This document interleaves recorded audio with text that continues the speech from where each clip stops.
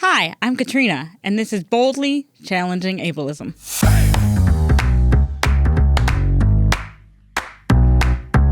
I'm your host, Katrina Simons. I'm the Community Program Specialist at the Institute on Community Integration at the University of Minnesota. This program explores various topics that impact people with disabilities in our community.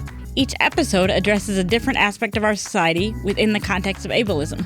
Ableism is the prejudice that stems from the belief or belief system that assumes someone is less capable or less worthy because of a real or perceived difference in ability or function. On this program, we hope to answer some questions you may have been afraid to ask, or maybe some you didn't even know you had. Thanks for joining us. I hope you enjoy the conversation.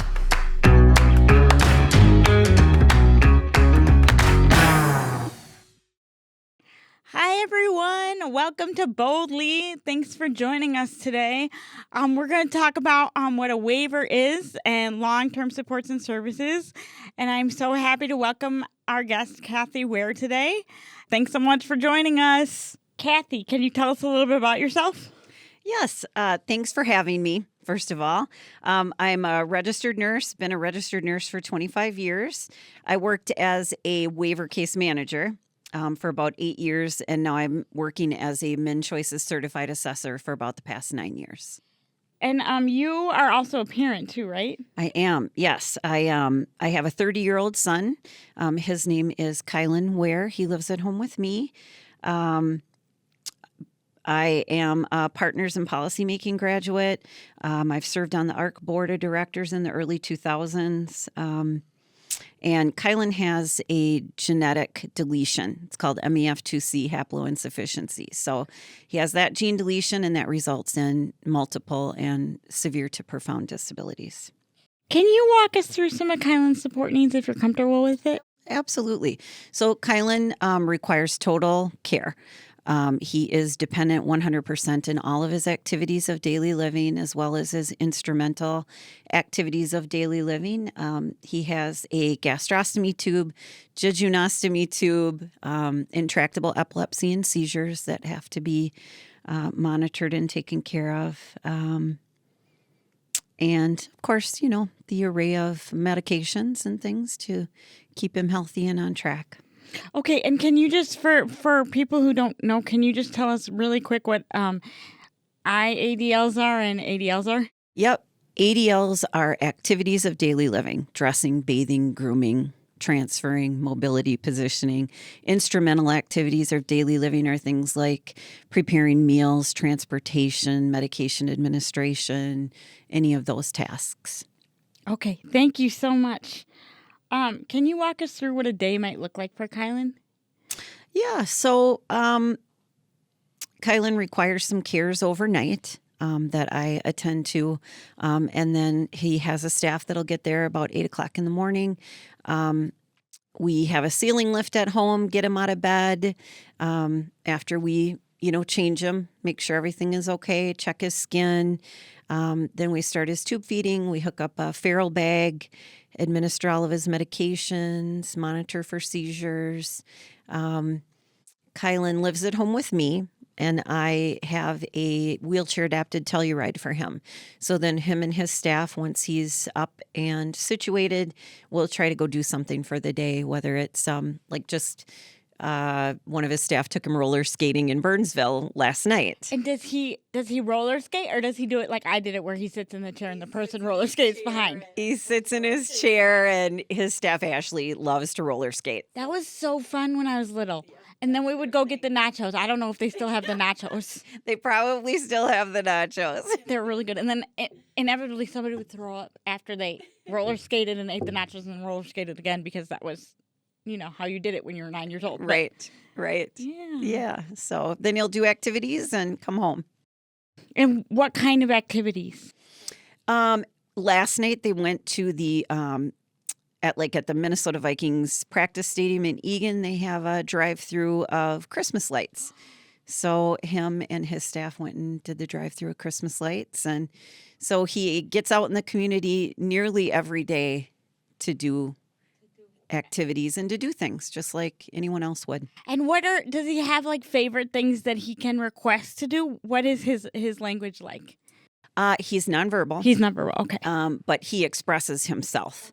And people who are familiar with him know whether he's happy, whether he's engaged in the activity, or whether he's pretty ticked off, and you probably should leave him alone. Because you could just tell. You can tell. He lets you know. He lets you know. Okay. And does he have one of those like boards that he can point to like? We tried to use that for years, and it doesn't work. But he does have the ability to shake his head no to say no and mean no. So he does know. He does have a no. Yes. Does he have a yes? He struggles with the yes. Struggles with the yes. Yep. Okay. So we just keep offering different things until it's not a no. Okay. Perfect.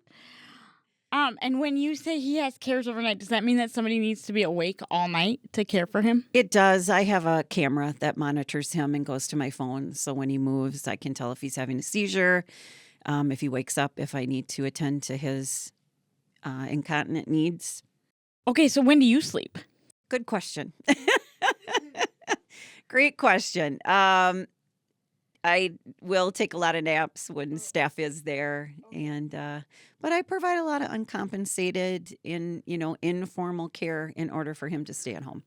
Okay. And are like, so you don't really sleep through the night, or you can find staff overnight if sometimes? Excellent question. There's not enough money to pay for the care that he needs. The level of care that he needs isn't supported through a self-directed CDCS budget. Okay, so does that mean that if he wasn't in a self-directed model, that you could get formalized nursing support, but since you wanted to give him a higher quality of life, you forwent the formalized nursing support at night, and now it's just you? Yes, that's 100% accurate. That would be a 100% accurate statement. He's on a CAC waiver because he is nursing or hospital level of care.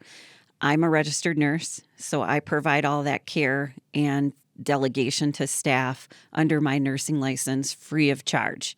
That also allows me then to pay his direct care staff a higher wage per hour, so they do show up and they can support their families and earn a decent living helping to take care of Kylan. Okay, and how many, if it's okay if I ask, how many staff does Kylan have? 3. 3. Okay, and they cover the daytime, some of the daytime hours, but then obviously 3 staff can't cover every single day. Right. Or do they? Right. Typically, I will have staff from 8 in the morning till 9 o'clock at night. On the weekdays or every single day? Every single day. Oh, that's really good, but that still leaves a lot of hours that you have to do for free, right? Yes. And I still do the if they take vacations. Yeah. I am 24-hour 100% backup. So anyone calls in sick, that's me. Anyone needs a vacation, that's me.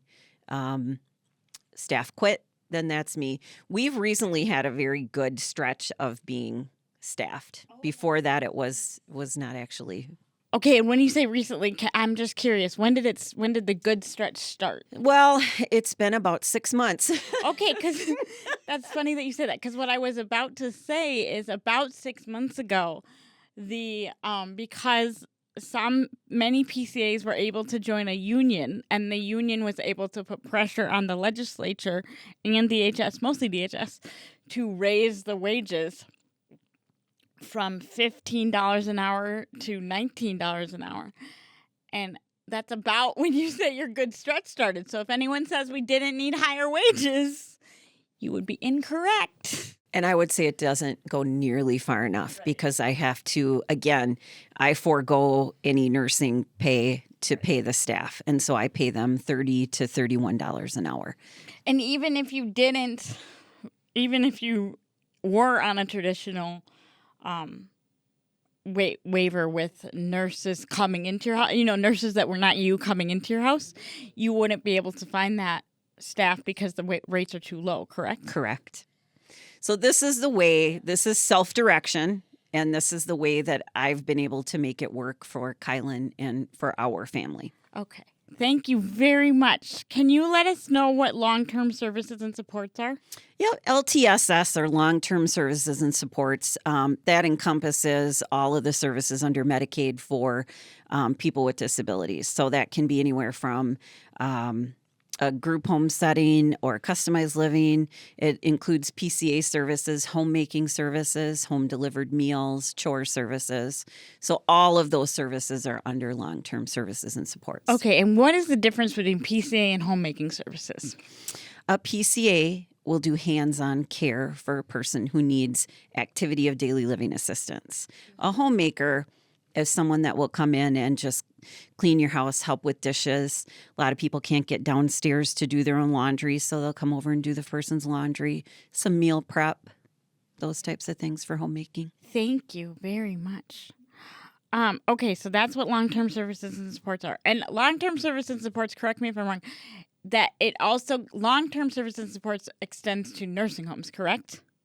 And HCBS is a part of long-term supports, but in the community. Is that right? Yeah, it gets pretty confusing, all the titles and the names and everything. Nursing homes are paid for by Medicare medical assistance or Medicaid. So CMS, what we all think of as the Center for Medicaid Services, Yes, right? yep. Okay.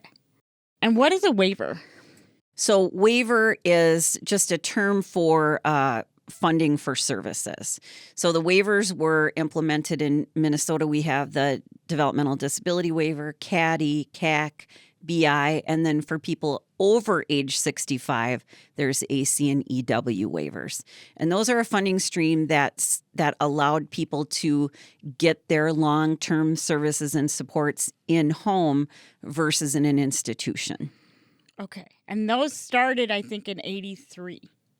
Yeah, I'm not exactly sure on the year. As far as I can remember. It could have been like after that or before that slightly, but I think it was somewhere around 83. All right. And Kylan is on a waiver, correct? He is. So that says because he's on a waiver, that means that he doesn't have to live in an institution and he can live at home with you where he prefers. That's what we use those services for. Okay. Yep. Do you know people that are on waivers that live in institutions? Well, that's a great question. And I call, of my opinion, because of the Department of Justice, I think that group homes, community residential service facilities, customized living facilities, foster care facilities, whatever you want to call them, 4-person, 5-person homes are institutions. You think of okay. I believe those are institutions. And that's because the Department of Justice tells us that those are institutions.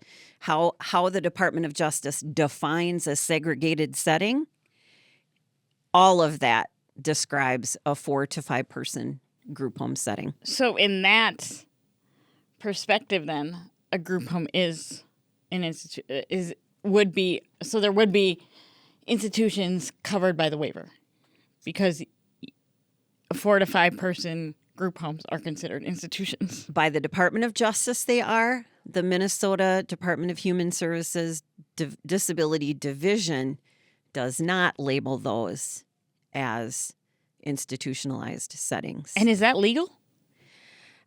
I don't believe that it is. I mean, you have the ADA integration mandate. Okay. You have Olmsted versus LC and EW. You have our Murphy versus Harpstead settlement agreement. Yet we're still calling 4 to 5 person group home settings. We're calling that community-owned home. That's not community-owned home. People don't choose to live there. They get put there. People don't choose who they live with. They get stuck with people to live with. People aren't choosing who provides their care. They get stuck with whoever the provider decides to employ to be there. So where in that description does anyone have choice about what's going on in their lives? Right. But I'm wondering why the DOJ and the state of Minnesota differ on their definition of institution and if it's legal to differ. As do I. On that. Okay, you also wonder, okay, great, we're on the same page. We wonder about the same things. As do I. I would like for DHS to address that specific question. Okay, and you've been at this for a hot minute. I'm sure you have. Have you written formal letters asking for that? I know you have. I have. You have. And what do they answer? Just that they and I provided some documents in an email of that today where DHS says that they do not define those 4 or 5 person group homes as an institutionalized setting. They call that own home. They call that community integration and inclusion. And I don't think that it is as any of us would define it. So they just get to decide, even though So the DOJ doesn't get to decide what an institution is? They have. But They have. why doesn't Minnesota have to follow it? Do you know that, or is that everybody's question? There seems to be a lack of accountability. Okay. So nobody's holding the state of Minnesota accountable for that interpretation. And there's no consequences to them. Where are the consequences? And is there someone in theory who's supposed to be holding the state of Minnesota accountable? Well, we have a Minnesota Olmstead Implementation Office. So I often wonder why they aren't holding DHS accountable for the definition of segregated setting. What do you think it would take for someone to hold the state of Minnesota accountable for the definition of segregated setting? I'm not 100% sure because if people say, well, let's get it written in legislation, but I also see we have legislation that's already written. We have court cases that are already settled and we're still not doing it. So does the Department of Justice have to come in and stir the pot a little bit? I don't know, but somebody needs to. Do you think they will come in, the Department of Justice? Do you think they will come in? I think if we had enough complaints, they would. Okay. And do we just write a letter to the Department of Justice? Right? Yes. Okay. We'll post some type of address on our Facebook page maybe and link it. And then everybody who listens to this podcast can write a letter. Sounds good. Okay. We'll do it. All right. Okay, we have that issue. And then another issue is that people who live in group homes often have a higher level of care than people who live in the community. Yes. Because if they could get their needs met in the community, they would, but they could not, and so they had to move into a group home. And sometimes we actually are paying those group home staff less to take care of 4 people than we are paying one person to take care of one person, which I'm also confused about. So that's another issue that I feel like needs some addressing. I agree with you 100%. And so I've seen people who have lived in, and I know you have as well, seen people who lived in actually their own apartment with staff coming in assisting them, and they were persons with physical disabilities. Mm-hmm. And then because there's such a staffing failure ratio, when you don't have staff to come take care of you, then you're forced out of your own apartment or your own home, and then you're forced into a segregated 4-person group home. Mm-hmm. And then the taxpayers are paying that 4-person group home $500,000 a year, to which I say, if you were giving that individual $500,000 a year, they would have never had to have left their own apartment. So why are we so willing to pay that $500,000 a year for a segregated setting, but not for that individual with physical disabilities to access that funding to stay in their own apartment? Yeah, or even if you had $500,000 to pay for it, you wouldn't even need to just have physical disability. You could have all the disabilities and still cover it. All of them. And all, right. All the disorders. That's and all exactly the medical needs. That's exactly right. But we'll pay that rate for a 4-person congregate care institutional setting. We won't pay that for the person to live in their own home or own apartment. Even though Olmstead mandates, right, that we are supposed to. The ADA integration mandates it, Olmstead mandates it, and the Department of Justice has defined it for us. Okay, we need to back up and define what Olmstead is because we haven't done that yet on this podcast.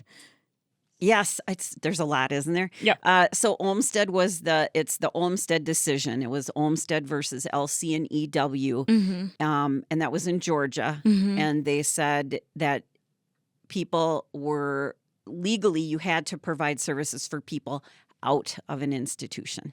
Did it say anything about the level of care you must provide? Did it say you must provide an equal level of care? An equal level of support? That's a good question. But it would have to. I mean, I would think it would be assumed. I'm not sure if it explicitly stated that, but if I cost X amount of dollars to be in an institution and Olmstead is saying I don't have to live there, I can live in the community with services if that's what I choose, then whatever it takes to keep that person out of the institution should be used to keep the person in the community. And that's what the law says, or that's how the law should be applied. That's probably how it should be applied. But that's probably not what it says. Probably not. Okay. Okay. So we have a lot that's already, and we haven't even talked about waiver reimagining. I know. We're gonna do that next. Can you tell us how a person becomes eligible for a waiver? Okay. So for CADI-CAC, BIDD, the person either first has to be certified disabled, and that is through the Social Security Administration and SSI, or through the SMRT process, which is State Medical Review Team. So first you're certified disabled, then you apply for medical assistance. Both of those two are the keys that open the door, and then you apply for a waiver. You call and ask specifically for a MnChoices assessment for a waiver. Okay, and how long are the waiting lists for the waivers? That's an excellent question, too. So, and this is why I say we can have it written in legislation, and it's not always what happens, and there's nobody even holding it accountable for the legislation. It states specifically in Minnesota statute that if I call in and say I need a MnChoices assessment, that they have 20 calendar days with which to provide me that assessment. Really? Because I thought it was 30, 20. 20 days, and counties, lead agencies are terribly behind in that system. And so it can take 6 months to a year to even get the screening for a waiver. Okay, now I have another question on that. Do you think that counties do really want to get it done in 30 days and cannot? Or do you think that they don't have a lot of incentive to meet that deadline since there's no consequence if they don't meet it? I think both. And in fact, they actually save money if they don't meet it. I think both. I think there's counties that are and lead agencies that are really good about trying to get it done. But then, so DHS will mandate that this is how the assessment has to be done, right? But then the lead agencies have to go to that board to get money to hire staff to do what DHS wants done. So it's very strange. Right. This is not how another business would be run. Right. And it's not a business. Right. Yeah. So then they have to get more assessors on board, more certified assessors hired and employed by the counties to get the assessments done in a timely manner. And then we have to get that authorization from the county boards to pay for those positions. And do you think the layers that we have to go through are intentional, or do you think that or do you think that they're necessary based on the complexity of people's needs? You know, I've been doing this a long time. And we used to, when I was a case manager, there was, this was long before MnChoices 1.0, MnChoices 2.0. I was a case manager, and they call them legacy now, legacy screenings. But as case managers, I would also do the annual assessment for my client. And so I think DHS probably thought they were doing something good, which is, we can assume good intent, right? Maybe for some of the things. But then there's always these unintended consequences that always occur that nobody thought of when they made those decisions. And that is the problem. They should have asked you. They really should have. So this was part 1, and then next time we're going to talk about waiver reimagine. But what about our current waiver system, without considering waiver reimagine at all? What would you want to leave people with, other than write a letter to the DOJ? About our current waiver system? Yeah, our current waivers, or even long-term services and supports. Yeah, I mean, we are the people that elect our officials. We have legislators. We elect them. They are in charge of the Department of Human Services, right? Like we are paying their bills. Right. And so we have to make sure that our legislators are holding the Department of Human Services accountable for people with disabilities and their families. Mm-hmm. And the way we do that is we write letters and file lawsuits, correct? I say yes. And we make appointments with our legislators. We go in ourselves if we're a person with disabilities. We bring our loved ones in if they are the person we're caring for. And we go in and we meet with our legislators face to face. And we put names to concerns, not just letters and emails that they can look over. Well, thank you so much, Kathy, for joining us. Thank you for inviting me and having me here. We know you're very busy. We really appreciate you coming and giving us your time today. Thank you. Thanks, audience, for joining us today. We're so happy you were here. Make sure you tune in next week where we talk about Wave Reimagined, because right now it's like you only read half the book and you want to hear the end of it. So make sure you come back next week. We'll be back next week with part 2. We'll talk about Wave Reimagined, and it'll be a romping good time.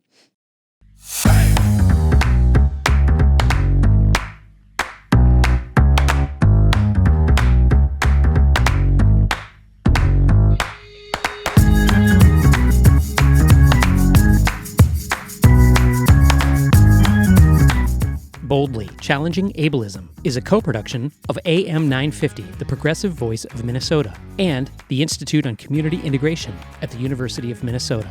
For more information, please visit ici.umn.edu.